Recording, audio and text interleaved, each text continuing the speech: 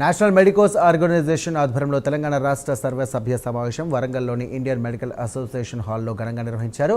రాష్ట్రంలోని వివిధ వైద్య కళాశాలలు, దంత వైద్య కళాశాలలు, ఆసుపత్రుల నుండి 100 మందికి పైగా వైద్యులు, వైద్య విద్యార్థులు కూడా ఈ సమావేశానికి హాజరయ్యారు.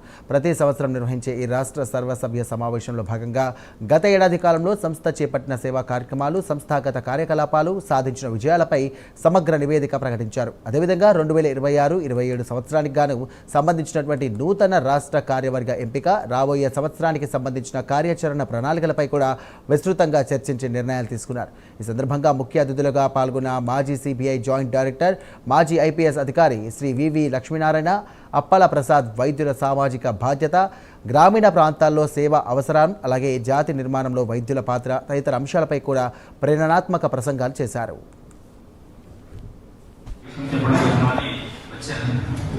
మనం చూడొచ్చు, ప్రపంచంలో సుమారు 800 కోట్ల మంది ఉంటారు.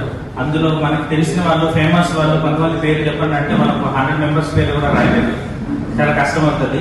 కొంతమంది మాత్రమే వాళ్ళ పేరులో ప్రొఫెషన్ యాడ్ అవుతుంది. అంటే డాక్టర్ జీ అంటారు, గురూజీ అంటారు. అట్లనే సార్ పేరు చాలా మంది తెలియదు, వివి లక్ష్మీనారాయణ, జేడి లక్ష్మీనారాయణ అంటే తెలుసు. సార్ ప్రొఫెషన్ ని అంటే అంత ప్యాషనేట్ గా వర్క్ చేశారు కాబట్టి ఈరోజు చాలా మంది యూత్ కి ఇన్స్పిరేషన్ అయ్యారు.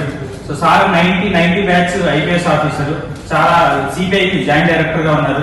చాలా మోటివేషన్. ఈ రోజు అయితే చాలా మంది యూత్ కి చాలా లీడర్షిప్ ప్రోగ్రామ్స్ ఆర్గనైజ్ చేస్తున్నారు. అందుకోసమే ఈ రోజు ఎన్ఎంఓ తెలంగాణ నుంచి సార్ ఇన్వైట్ చేశాము, మన యంగ్ మెడికల్ డాక్టర్స్ ని గైడ్ చేయడం కోసం. Thank you sir. మిగిలిన పెద్దలందరూ కూడా మీకు అందరూ సపోర్ట్ చేద్దాం.